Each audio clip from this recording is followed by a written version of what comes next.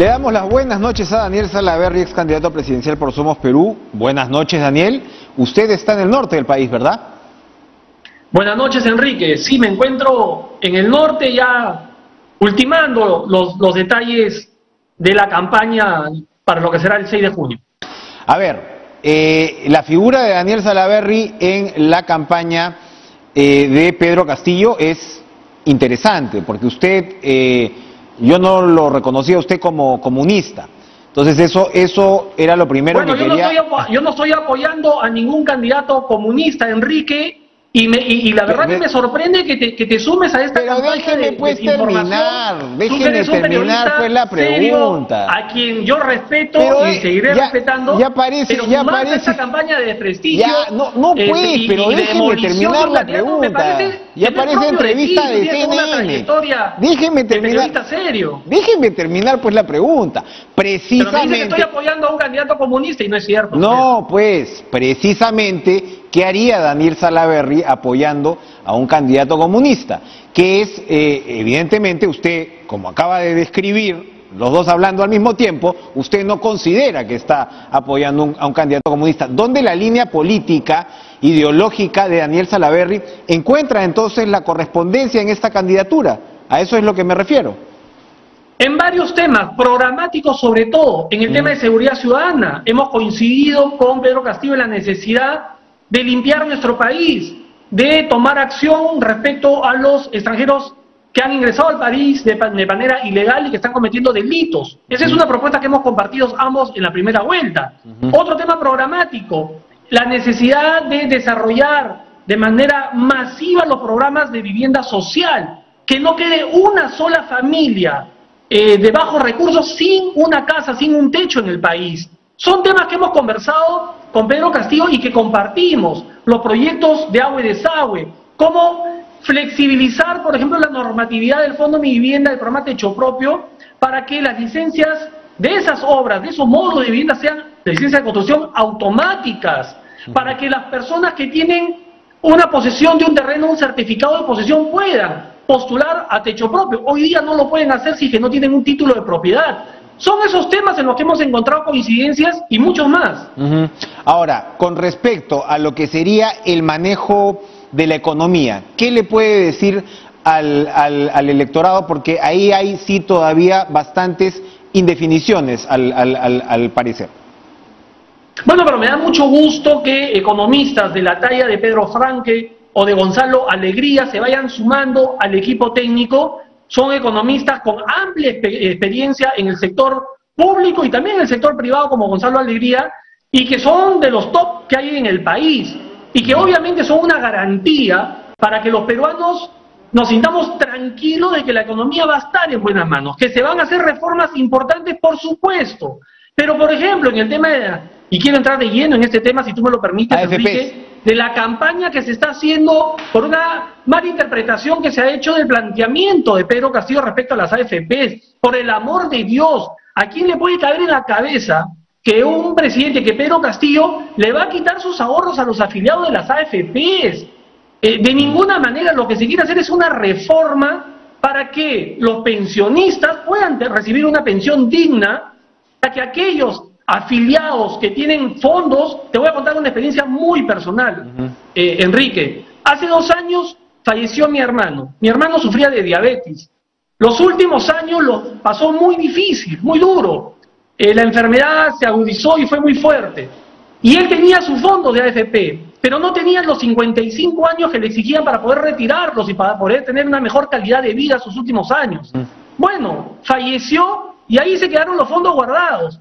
Eso tiene que cambiar. ¿Cuántas miles de personas están pasando por lo mismo hoy en día? Entonces, a nadie se le va a quitar sus ahorros, como tampoco a nadie se le va a expropiar su vivienda, ni su bodega, ni sus negocios. No hay que sumarnos a esta campaña de desinformación que es terrible, de sembrar miedo en los votantes.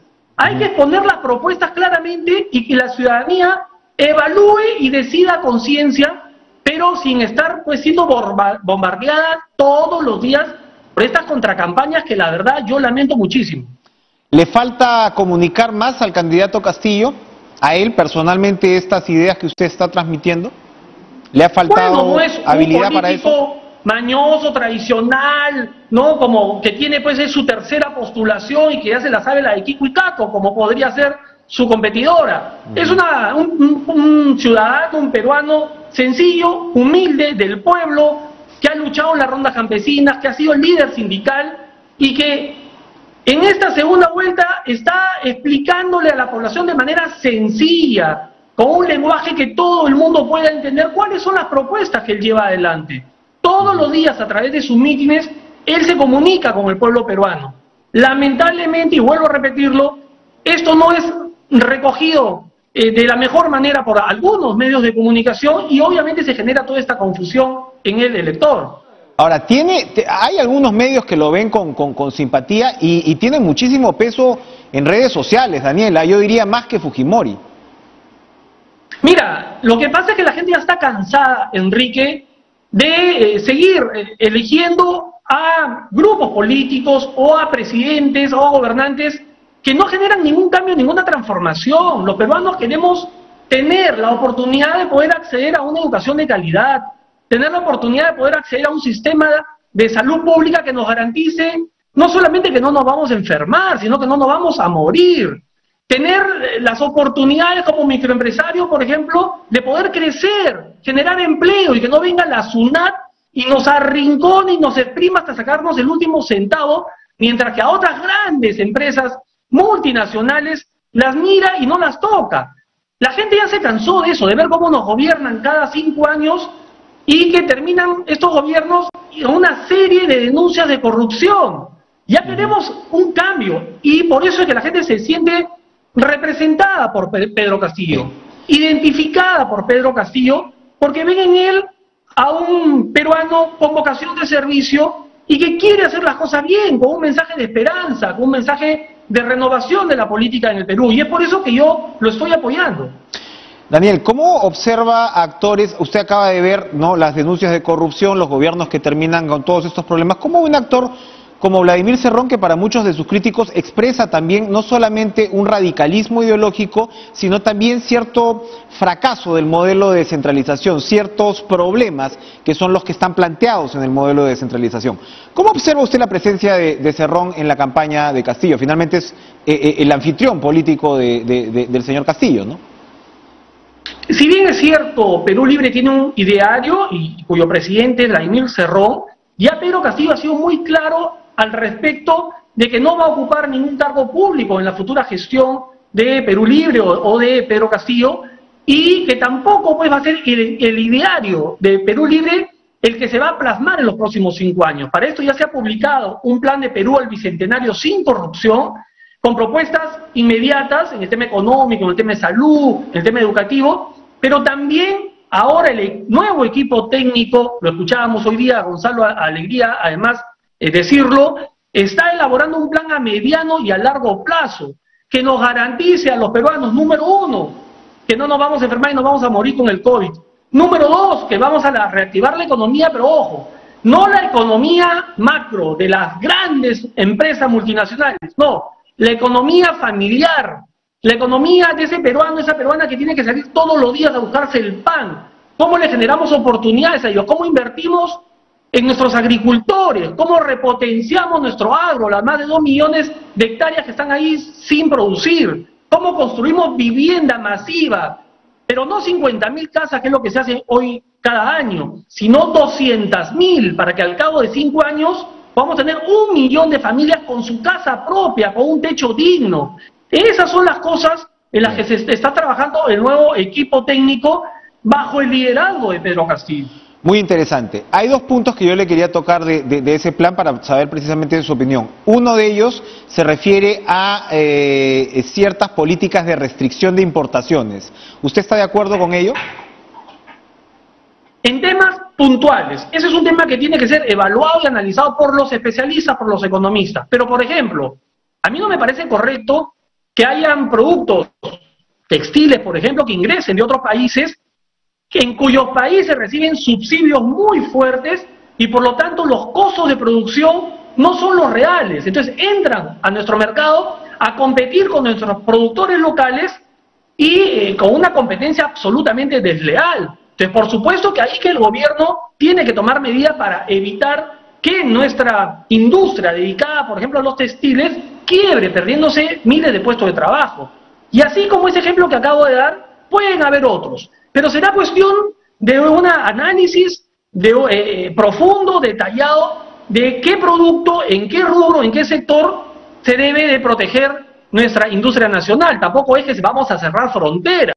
Hoy día conversaba yo con un joven y me decía, estoy preocupado porque ya no van a entrar los teléfonos celulares, los iPhones, no voy a poder comprarme mi iPhone. Mira lo que les están sembrando y metiendo en la cabeza a nuestra juventud. ¿Qué daño les están haciendo?